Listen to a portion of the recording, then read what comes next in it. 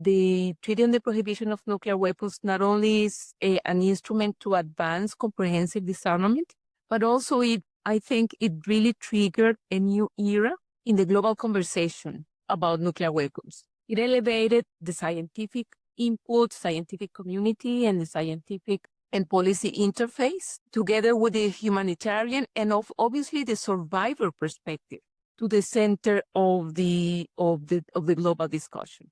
I think the entry into force of the treaty, despite the fact that there were specific efforts to avoid this instrument to enter into force, it really showed the commitment of the nations that supported this instrument, and it did create a very important momentum. And I like the word momentum. It is fundamental in politics in general, but in multilateralism, I think it is a critical word.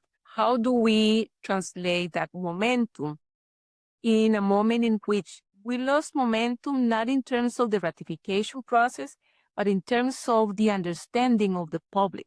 And the reason why I mentioned as a great concern the trends that we are seeing both in Europe and in some parts of Asia of a new acceptance from the public of nuclear security. That is something that should be of our concern.